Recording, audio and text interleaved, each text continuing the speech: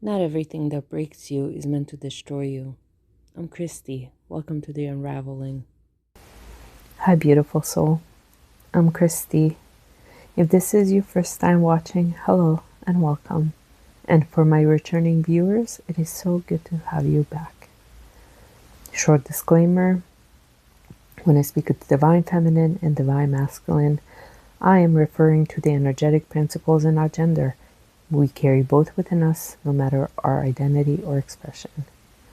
So today, I would like to talk about something that feels very real and very immediate for me right now. Because I think many people on this journey experience something similar, but don't always have the words for it. In the twin flame terms, some people would describe this as a shared soul dynamic expressing itself through opposite polarity, almost like the same core connection, but activated through different inner wounds or triggers. One side feels the push toward movement and union, while the other side feels the need to retreat inward for safety and grounding. And I think this is where things can become very confusing emotionally, because both experiences feel deeply real at the same time. So it's the moment when connection starts to feel like pressure instead of safety, where one person feels urgency and the other person feels overwhelmed by that urgency. And then suddenly, both nervous systems react. One moves toward intensity and action, the other pulls back to regain stability. And I think on the surface, this can look like, I want this more than anything, but underneath it, something more complex is happening. Because when someone moves into pressure or urgency, it is often coming from fear. Fear of loss, fear of disconnection, fear of not being chosen. And that energy can feel very intense on the receiving end. Because instead of feeling supported, it can feel like emotional urgency or emotional force. And when your nervous system experiences pressure like that, it doesn't always interpret it as love. It interprets it as instability, as something is not safe here. And I think this is where things get very confusing emotionally. Because your heart may feel connection and unconditional love, but your body may feel alarm. And when those two signals conflict, it creates inner chaos. You can deeply care about someone and still feel your system say, I cannot move forward under this level of pressure. That doesn't mean the connection isn't real, and it doesn't mean your feelings aren't real. It means your nervous system is trying to protect you. And I think what makes this even more complex is when both people are activated at the same time, like in my case.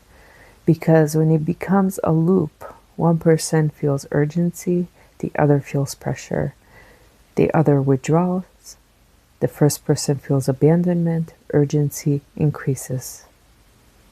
And nobody actually feels safe in the process. One of the things I have been reflecting on is how easily urgency can disguise itself as truth or destiny or this needs to happen right now. The urgency is often fear in motion, and fear is not always a reliable guide for timing or action. At the same time, I also want to be honest about something. When your intuition says, this doesn't feel safe for me right now, it is important to listen to that. Even if there is emotional connection, even if there is history, even if there is longing. Because your body is always communicating with you through sensation, through contraction, through expansion, through resistance, or in my case, with a panic response. And I think one of the hardest parts of this journey is learning to hold both truths at once. I care deeply about this connection, and I cannot move forward in a state of pressure or emotional urgency. That tension can feel unbearable sometimes, especially when your emotions, your thoughts, and your nervous system are all pulling in different directions.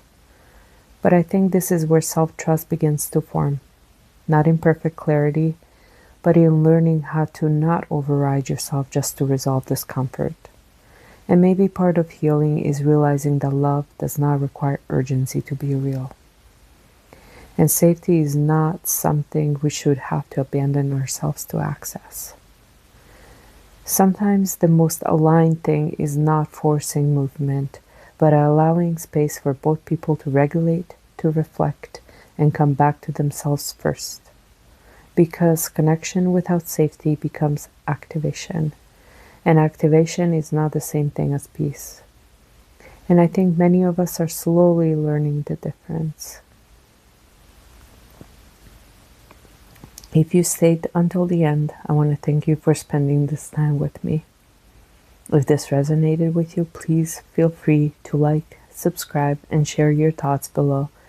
I always love reading your experiences and perspectives on these conversations. And until next time, dear one, stay open, stay soft, and stay sovereign. I love you all so much. Thank you for listening. Have a beautiful day. You're not here by accident. You're so new. We'll meet again right here between the lines.